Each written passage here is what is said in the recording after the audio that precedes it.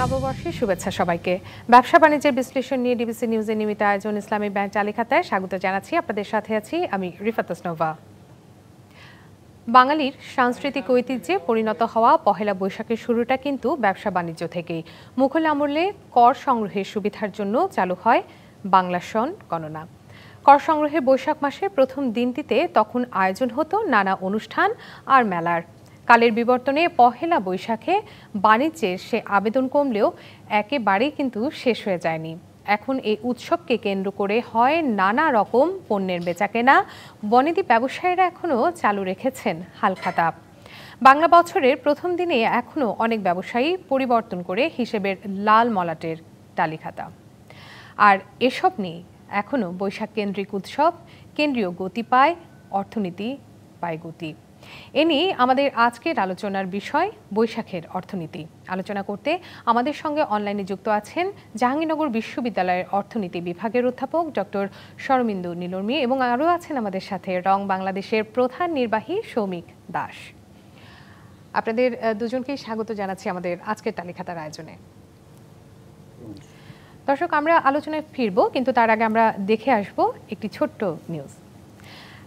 বাঙালির অনন্য ঐতিহ্য হালখাতা, কিন্তু দিন বদলের পালায় হালখাতা শুরু জৌলুসি হারাচ্ছে না, গুরুত্ব কমতে শুরু করেছে এখন অনেকটাই। বিলুপ্তির পথে, তবুও রাজধানীর তাঁতিবাজার, লক্ষ্মীবাজার এমনকি শাঁখারী বাজারের ব্যবসায়ীরা স্মৃতির অতল গহ্বরে হাতড়ে বেড়ান আদি সেই ঐতিহ্যকে। স্বল্প পরিসরে হলেও হালখাতা করে খোঁজে ফেরেন বাঙালির সংস্কৃতি সমৃদ্ধ ইতিহাসকে। তারা বলছেন, পঞ্জিকা অনুযায়ী তারা হালখাতা করবেন 15 এপ্রিল মঙ্গলবার। বাংলা বছরের শেষ মাস চৈত্রের শেষ দিনে শুরু হয় হিসেবের হালখাতা, হালনাগাদের কাজ। শুরু হয় নতুন বছরে হিসেব নিকেশের পালা।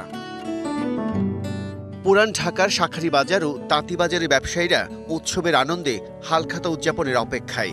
শেষবারের মতো অনেক প্রত্যাশা আর প্রাপ্তির আশায় চোখ বুলিয়ে নিচ্ছেন পুরনো হিসেবের খাতায়। গত বছরের হিসাব নিকেশের খাতাটা তো সবকিছু পরিবর্তন করব, নতুন খাতায় হিসাব টানবো।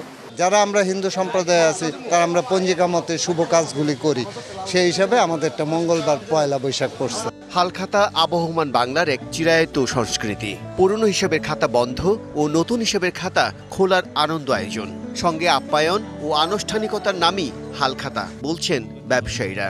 কাস্টমারের মিষ্টি মিষ্টি খাওয়া হবে, এই তো হালখাতা। পুরনো খাতাটা ফেলে দিয়ে পুরনো হিসাব আবার নতুন খাতায় তুলি, এটা আমরা আদিকাল থেকে এভাবেই চলতেছে।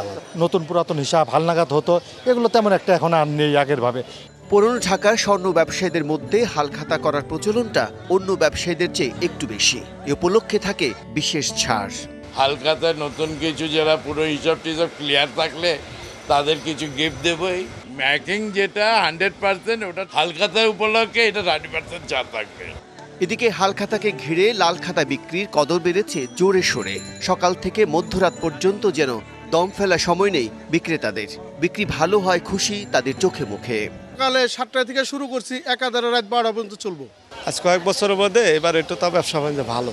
ব্যবসায়ীরা বলছেন, দোকানে হালখাতার অনুষ্ঠান তাদের পুরনো সংস্কৃতি, তবে আধুনিকতার ছোঁয়ায় তার ধারাবাহিকতা সমর্পণ করেছেন সময়ের কাছে।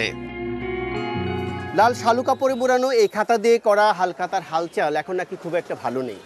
ব্যবসায়ীরা বলছেন, এই খাতার মধ্যে যে বাকি অঙ্কটা লেখা থাকে তাতে করে ক্রেতা এবং বিক্রেতার মধ্যে একটা আত্মিক সম্পর্ক তৈরি হয়, কিন্তু এই সম্পর্কটা এই ডিজিটাল যুগের কম্পিউটার নাকি কেড়ে নিয়েছে। কিন্তু যুগের যতই পরিবর্তন হোক, এই ব্যবসা কিন্তু চলবে। কিন্তু এই লাল খাতার ভবিষ্যৎ কি, এই নিয়ে প্রশ্ন রয়েই গেল। বিজন কুমার দাস, ডিবিসি নিউজ, বাংলা বাজার, ঢাকা। দর্শক, আমরা আমাদের আলোচনায় ফিরে যাব। দেখছিলাম খুব সুন্দর একটি স্টোরি আমাদের সহকর্মীর করা। এই স্টোরি ধরেই যদি আমি একটু শরমিন্দু নীলর্মী আপনাকে নিয়ে একটু শুরু করতে চাই। এই যে হালখাতার প্রচলন, হালখাতা ছিল, এখন তো অনেকটাই আসলে উৎসব উদযাপনের যে ধারা সেটা পরিবর্তন হয়েছে। আপনার কাছে একটু জানতে চাবো যে পহেলা বৈশাখে আসলে বাণিজ্যের এই গুরুত্বটা কতটুকু, সেটা আগে কি কেমন ছিল বা এখনই বা কেমন, পার্থক্যটা কোথায়? আপনি যদি বাণিজ্য বলেন, বাণিজ্য থেকেই পয়লা বৈশাখের হালখাতার যে উৎসব, সেইটার একটা অংশের শুরু। উৎসব তো শুধুমাত্র অর্থনীতি না, উৎসবের সাথে অনেক সাংস্কৃতিক অংশ। আজকে এই যে আপনারা রিপোর্টিংটা করেছেন, এই যে বলা হচ্ছে যে উৎসবের ধরন বদলেছে, আসলে তো উৎপাদনের ধরন বদলেছে। উৎপাদন আগে একজন ধরেন যিনি জুতা তৈরি করছেন, উনি জুতা সবটুকুই তৈরি করতেন। যিনি একটা ছাতা তৈরি করছেন, তিনি ছাতার পুরোটাই তৈরি করতেন। এখন কিন্তু এর মধ্যেও বিশেষায়িত অংশ আছে, ফলে উৎপাদকের সাথে উৎপাদনের বিচ্ছিন্নতা তৈরি হয়েছে। একটা উৎপাদক যিনি উৎপাদন করেন, তিনি একটা অংশ উৎপাদন পুরোটার সাথে নাও থাকতে পারে। আবার ধরেন আমি যে পণ্য ক্রয় করছি, আমি কিন্তু উৎপাদকের সাথে আমার বিচ্ছিন্নতা আছে, কারণ আমি উৎপাদককে চিনি। মাঝখানে অনলাইনে শপিং করি অথবা দোকানে গিয়ে শপিং করি, সেটা কিন্তু আমার উৎপাদকের সাথে আমার সরাসরি। ফলে উৎপাদকের সাথে এই যে যিনি ভোগ করছেন, ভোক্তার যে দূরত্ব, সেই দূরত্ব বিভিন্ন সময় বিভিন্ন মাত্রিকতায় দূরত্ব বেড়েছে এবং আরো বাড়বে সামনে। এবং এই সব কারণে উৎসবের ধারণা, উৎসবের মাত্রা বদলে যায়। তবে একটা জিনিস বলবো আমি, যে ধরেন কোভিড এবং ইউক্রেন এই সমস্ত যুদ্ধের বাস্তবতার পরেও আমাদের প্রায় 35 থেকে 30 হাজার কোটি টাকার একটা উৎসব বাণিজ্য রয়ে গেছে। এবছরে যেটা হয়েছে সেটা হলো যে, যেহেতু ঈদ পড়েছে, বৈশাখ কিন্তু সার্বজনীন উৎসব, ঈদ একটা ধর্মীয় উৎসব। অধিকাংশ মানুষ আমাদের দেশে হচ্ছে যেহেতু মুসলিম, তো এবার বৈশাখ এবং ঈদের যে আনন্দ এবং যে বাণিজ্য, সেটা অনেকটা কাছাকাছি সময়, একেবারে কাছাকাছি সময় হওয়াতে বেশ কিছু বাণিজ্য একসঙ্গে মিলেমিশে গেছে। ধরেন 600 কোটি টাকার মতো সরকারি কর্মকর্তা কর্মচারীরা বোনাস হিসেবে পেয়ে থাকেন। এটা এই বাণিজ্যটা এইটা ঘুরতে থাকে। তবে এটা মনে রাখা ভালো যে, এবং মনে রাখাই উচিত যে, উৎসব সকলের জন্য হলেও উৎসবের সামর্থ্য সকলের সমান থাকে না, এবং উৎসবের রীতি পরিবর্তন হবে, কিন্তু রীতিটা এমন ভাবে যাতে পরিবর্তন না হয় যাতে করে আমার নিম্ন মধ্যবিত্ত দরিদ্র মানুষ, সাধারণ মানুষ, তাদের একটা হাহাকার থেকে যায়, যে এবং তারা নিজেদেরকে এখান থেকে দূরত্ব বোধ করেন এই উৎসবের শর্মিন্দু নীলর্মী, আপনি যেমনটি বলছিলেন, আসলে আপনার এই উৎসবের অতীত এবং বর্তমান বিভিন্ন বিষয় তুলে ধরছিলেন। এই অতীত বর্তমানের মাঝামাঝি পর্যায়ে এসে আমরা একটু শ্রমিক দাস আপনার কাছে যেতে চাই। কোনো এক সময় কিন্তু মুড়ি মুড়কি কিংবা গ্রামীণ যে মেলায় হস্তশিল্প বা আমরা দেখেছি বাঁশ কাঠের যে তৈরি যে জিনিসগুলো, সেই জিনিসগুলোর খুব কদর ছিল, এবং বৈশাখ এলেই একটি গ্রামীণ মেলা হতো, যেটি আসলে আমাদের শৈশবের সাথে জড়িত, এবং আমরা এই দিনটি আসলে সবসময় সেই দিনগুলোর কথা মনে করি। কিন্তু এখন আমরা দেখছি যে উৎসব কিন্তু কিছুটা বদলে গেছে, উদযাপন কিছুটা বদলে গেছে। মানুষ এখন নতুন পোশাক পরতে চায়, পোশাকের সাথে মানানসই গহনা কিনতে চায়। আসলে আপনি এই বিষয়টাকে কিভাবে দেখছেন, যে এখনও তো দেখা যায় এখন সবচেয়ে বেশি জমে ওঠে পোশাকের বাজার কিংবা গহনার বাজার। আপনাদের প্রস্তুতি কেমন থাকে বৈশাখকে ঘিরে? হ্যাঁ, বৈশাখ, ধন্যবাদ। বৈশাখ আমাদের একটা বিশাল এখন একটা উৎসব। তো এই উৎসবটা আসলে আমাদের একদিনে তো তৈরি হয়নি। আমরা মানে আস্তে আস্তে এক ধরনের চেষ্টা করেই এটাকে একটা সাংস্কৃতিক একটা উৎসবে আমরা পরিণত করেছি। তো সেক্ষেত্রে আমাদের মতো এই দেশীয় পোশাক শিল্পের যারা কাজ করেন তাদেরও একটা বিশেষ গুরুত্ব আছে, কারণ আমরা চেয়েছি যে দেশের এই যে সার্বজনীন উৎসব, যে উৎসবটা সবাই ধর্ম বর্ণ নির্বিশেষে সবাই একসাথে করতে পারে, সেটা যেন একটা জাতীয় উৎসব হয়। এবং সেক্ষেত্রে একটা উৎসবে তো আসলে নতুন পোশাক ছাড়া হয় না, বা লাইফস্টাইলের অন্যান্য বিষয় ছাড়া গুরুত্বটা হয়তো আর পুরোপুরি আসে না। তো সেক্ষেত্রেই আমরা চেষ্টা করেছি যেন পোশাকে বা অন্যান্য অ্যাক্সেসরিজের সবকিছুর মধ্যে দিয়ে যেন এই উৎসবটা ফুটে ওঠে। তো এটা ধীরে ধীরে গত 15-20 বছরে এটা একটা বড় উৎসবে পরিণত হয়েছে, এবং রমজানের ঈদের পর একটা বড় উৎসব এই বৈশাখ, পয়লা বৈশাখ বাংলা নববর্ষ।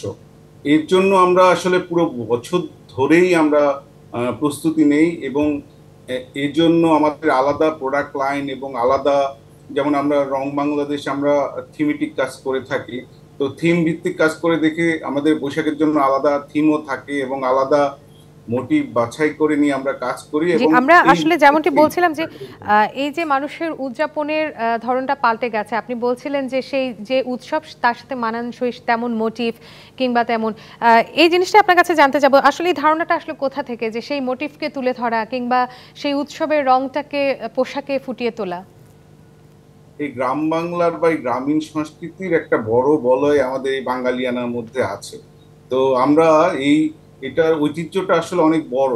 তো আমরা সেই বছর বছর বা শত বছরের বা হাজার বছরের যে ঐতিহ্যের একটা ফলাফল দেখতে পাই যে কোনো উৎসবে বা এই ধরনের অনুষ্ঠানে আমাদের যে ঐতিহ্য আছে সেটা থেকে আমরা অনেক কিছু গ্রহণ করি।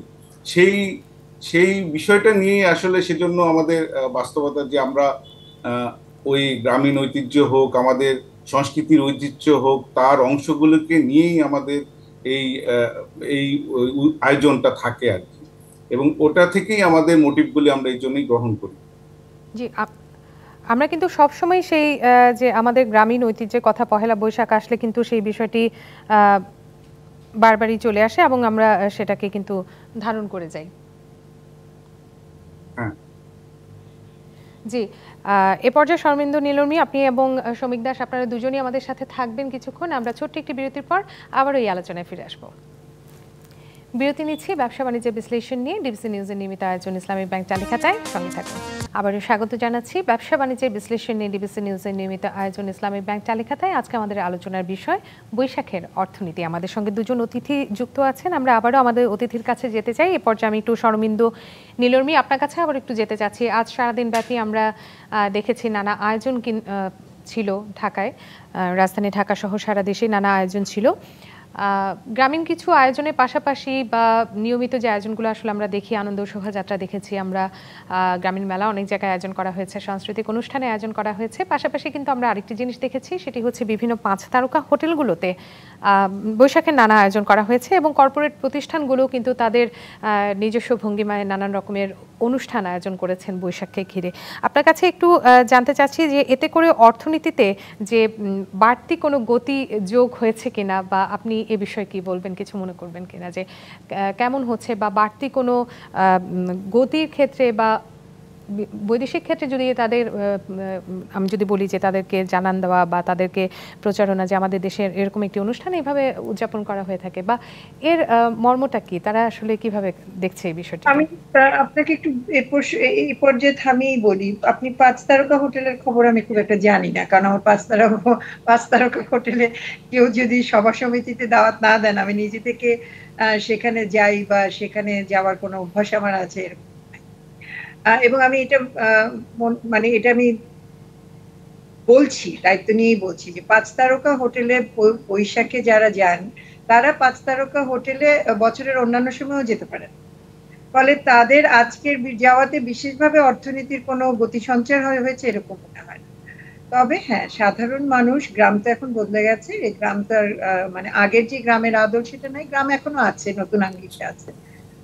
সেই গ্রামের মানুষের যে একটা বৈশাখটা একটা উৎসবের উপলক্ষ, সেই উপলক্ষে যে যেটুকু ওনারা কেনাকাটা করেন, তাতে যারা উৎপাদক আছেন অনেক ধরনের এই ভ্যালু চেইনে অনেক জায়গায় তো সেই টাকাগুলো ঘোরাফেরা করে, সেখানে একটা গতি সঞ্চার হয়। মানে সবকিছু স্বাভাবিকভাবে হলে আমরা বুঝি না, কিন্তু গত যে কোভিড এবং তার 2-3 বছর পর রোজার মধ্যে বৈশাখটা পড়াতে উৎপাদকদের যে ধরনের এক ধরনের কষ্টের মধ্যে পড়তে হয়েছে বা এক ধরনের হতাশার মধ্যে পড়তে হয়েছে, এই বছর যেহেতু সেখান থেকে খানিকটা উত্তীর্ণ তারা হতে পারছেন বলে আমাদের জানিয়েছে, তাতে করে বোধ হয় বা মনে হয় যে আসলেই বৈশাখের এই যে সাধারণ মানুষের যে কেনাকাটার যে এবং অংশগ্রহণ করবার যে সার্বজনীনতা, তাতে করে অর্থনীতিতে একটা গতি সঞ্চার হয়। এটা 5 তারকা হোটেলকে দেখানোরও কিছু নাই।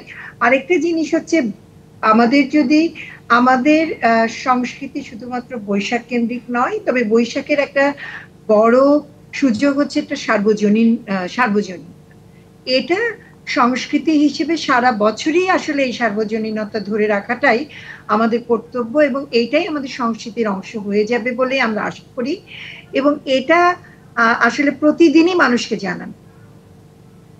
এবং আপনি যদি হেরিটেজ হিসেবে বলেন, হ্যাঁ, একটা দিনের এই উৎসবটা তো অবশ্যই বিশ্ববাসী এটা এটা এটা একটা মাহাত্ম্য যোগ করে, কিন্তু এটা ছাড়াও এর যে এসেন্স, এটার যে ভেতরের যে বার্তা। জি, এবং আমরা কিন্তু একটি বিষয় দেখেছি যে বিদেশিরাও কিন্তু আমাদের এই যে বৈশাখের অনুষ্ঠান এখানে অংশ নিয়েছেন এবং তারাও কিন্তু একই সাজে সেজে এই দিবসটিকে তারা উদযাপন করছেন। আমি একটু সৌমিক দাস আপনার কাছে একটু যেতে চাই যে আমরা জানি যে ব্যবসায়ীরা আর আগের মতো কি এখন হালখাতা খোলেন না, বা তাদের হিসাব রাখার মাধ্যমে এখন কিন্তু অনেকটাই ডিজিটাল পদ্ধতি চলে এসেছে। আপনার কাছে একটু এই বিষয়টি জানতে চাবো যে হালখাতার আবেদন কি তাহলে হারিয়ে গেছে? আপনারা আসলে ব্যবসায়ী হিসেবে এটিকে কিভাবে দেখছেন?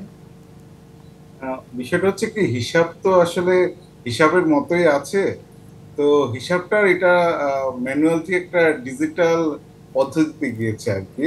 তো সেক্ষেত্রে যে হালখাতার যে বিষয়টা, যেমন আমাদের এই পুরো বছরের যে কাজ হয় তার একটা কিন্তু মানে হিসাব নিকাশ এই ঈদের পর, মানে ঈদটা হচ্ছে তো সবচেয়ে বড় সময়, তো ঈদের পরে যেটা হয় আর কি, হ্যাঁ, তো সেটাই এখন আমাদের বড় হয়ে গেছে। একদম বৈশাখের পরে যেটা হতো, যেহেতু বড় যে অর্থনৈতিক যে লেনদেন যেটা সেটা আসলে রমজানের ঈদকে ঘিরেই আসলে আমাদের এখানে বড়সড় হয়। তো সেজন্য আমাদের মূল হিসাবটা আসলে ঈদেই মানে একটা ক্লোজিং বা একটা হিসাবে দাঁড় করানো যে কতটুকু আমাদের হলো সেটা হয়ে থাকে। এখন এই গত কয়েক বছর ধরে এটা আবার বৈশাখ একই সময় হওয়াতে একই সময় হয়ে গেছে, কিন্তু ওই বৈশাখের যে আবেদন যে সময়টা, ওইটা অনেকটা এখন হিসাব নিকাশের চেয়ে এটা হয়ে গেছে যে সংস্কৃতির অংশ। ওই সময় আমাদের যে একটা মানে বিষয়টা একদম হিসাব নিকাশ না হলেও একটা কর্মকাণ্ডটা যেটা হয় আমাদের, সেটা এটা একটা সংস্কৃতির একটা অংশ হয়ে গেছে পালন করাটা, যে এই সময় একটা হালখাতা বা কোনো কিছু হচ্ছে। তো এটা হচ্ছে আমরা আসলে বুঝতে পেরেছি যে এখন আসলে আপনারা উৎসবকে ঘিরে সারা বছরই বিভিন্নভাবে হিসাব করা হয়। শর্মিন্দু নীলুর্মি আমাদের সাথে ছিলেন এবং সৌমিক দাস, আপনাদের দুজনকে ধন্যবাদ জানাচ্ছি। আজ আমাদের অনুষ্ঠান এখানে শেষ করতে হচ্ছে। শেষ করছি ব্যবসা বাণিজ্যের বিশ্লেষণ নিয়ে ডিবিসি নিউজের নিয়মিত আয়োজন ইসলামিক ব্যাংক টালিখাতা। সঙ্গে থাকুন।